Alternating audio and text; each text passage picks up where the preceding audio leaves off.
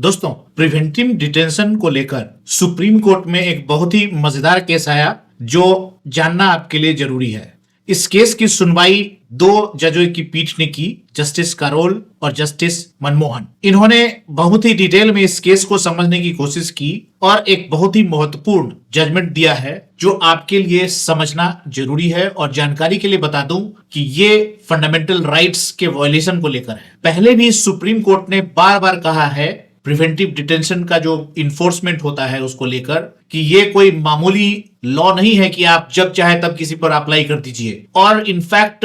जब chief justice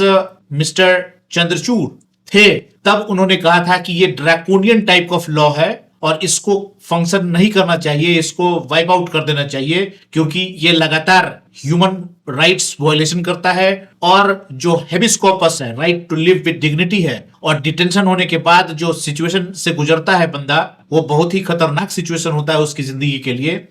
और administration खुंदस निकालने के लिए या बहुत बार इनोसेंट लोगों को मैकेनिकल तरीके से बंद कर देती है प्रिवेंटिव डिटेंशन के नाम पर, और वो बंदा पिसता रहता है। क्रक्स ये है कि राजेश एक मनी लेंडर है और राजेश पर बहुत सारे केसेस चल रहे थे पहले से। पहला केस था केरला मनी लेंडर्स एक्ट के तहत, दूसरा केस था ज्यादा ब्याज वसूलने पर रोक लगाने वाले कानून के तहत, तीसरा था आईपीसी के अंडर में फर्जरी वगैरह भी, और SC/ST एक्ट। ये चारों एक्ट के तहत इन पर केस चल रहा था। और इंटरेस्टिंग बात यह है कि इन चारों में राजेश को बेल मिला हुआ था, लेकिन इनके डिस्ट्रिक्ट के डीएम को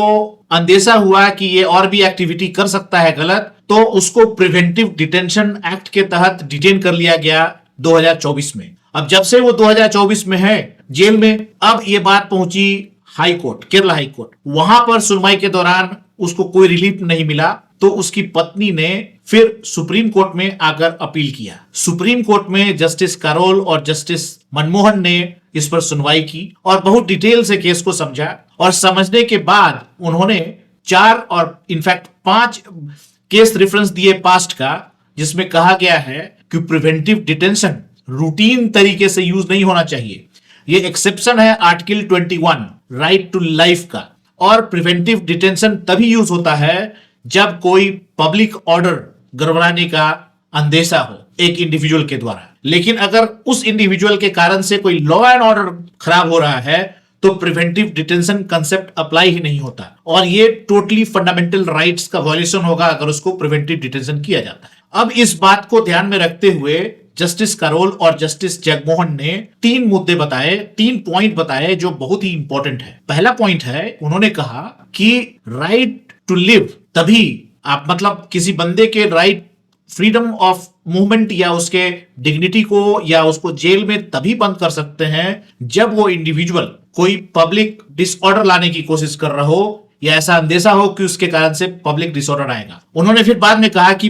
पब्लिक ऑर्डर, ठीक है, और लॉ एंड ऑर्डर में फर्क है। लॉ एंड ऑर्डर का सिचुएशन तब तैयार होता है जब किसी इंडिविजुअल से किसी 2-4 लोगों को, 5 लोगों को, 10 लोगों को परेशानी हो रही हो और वो कुछ गड़बड़ी कर रहा हो, और लॉ एंड ऑर्डर की अगर गड़बड़ी हो रही है तो लॉ एंड ऑर्डर के तहत उस पर कार्रवाई होगी, और उस कार्रवाई में प्रिवेंटिव डिटेंशन जो एक्ट है वो एक्ट नहीं लागू होगा। और प्रिवेंटिव डिटेंशन एक्ट अगर आप लागू करते हैं लॉ एंड ऑर्डर वाले केसेस में, तो ये उस इंडिविजुअल के freedom of right to live with dignity और राइट टू लाइफ का वायलेशन हो जाता है, और आर्टिकल 21 का वायलेशन हो जाता है। फिर उन्होंने कहा कि अगर आपको लगता है कि ये इंसान कुछ गड़बड़ी कर रहा है और उसके बेल जो हैं 4-4 बेल उसने ले रखे हैं, उस पे जितने भी केसेस हुए हैं सब में बेल में हैं, और वो बेल कंडीशंस अगर उस फॉलो नहीं कर रहा है, तो आप उसके बेल को रिवोक करने के लिए पिटीशन दें और उस पर कार्रवाई करें, ना कि एक शॉर्टकट रूट अपनाएं और प्रिवेंटिव डिटेंशन जो केरला का जो प्रिवेंटिव डिटेंशन एक्ट है वो लागू करते हैं। आपकी जानकारी के लिए बता दूं कि जस्टिस करोल और जस्टिस मनमोहन ने 4 केसेस का रेफरेंस दिया पास्ट में जो जजमेंट हुई हैं इस पॉइंट को लेकर कि प्रिवेंटिव डिटेंशन जो है वो एक्सेप्शनल केसेस में ही अप्लाई होगा। पहला रेफरेंस दिया उन्होंने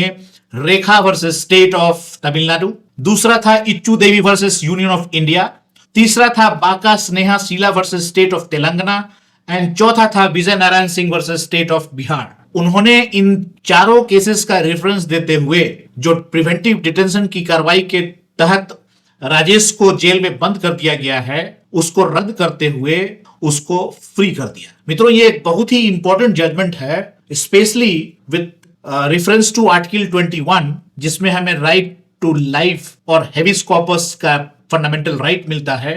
कि आपको किसी भी सिचुएशन में, खासकर लॉ एंड ऑर्डर का सिचुएशन जब हो, तब आप पर कोई कार्रवाई की जा सकती है। उसके तहत जो भी लॉ है उसका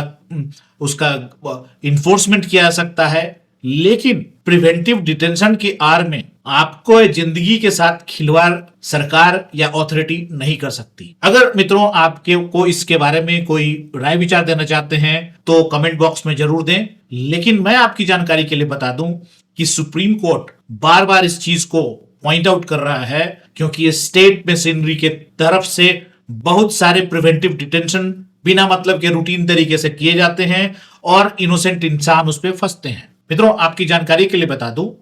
जस्टिस जीवाई चंद्रचूड़ ने और बाद में जितने भी जजेस आए हैं सुप्रीम कोर्ट ने बार बार कहा है कि प्रिवेंटिव डिटेंशन ये एक ड्रैकोनियन लॉ है और इस लॉ को खत्म कर देना चाहिए। मित्रों, आपका इसके बारे में क्या राय विचार है कमेंट बॉक्स में जरूर दें, और आपने समय दिया मित्रों उसके लिए बहुत बहुत धन्यवाद। अगर अभी तक आपने हमारे चैनल कानून प्लस को सब्सक्राइब नहीं किया है तो सब्सक्राइब कर लें, ताकि हमारे और आपके बीच में संपर्क बना रहे। तब तक के लिए आदियोस एंड गुड बाय।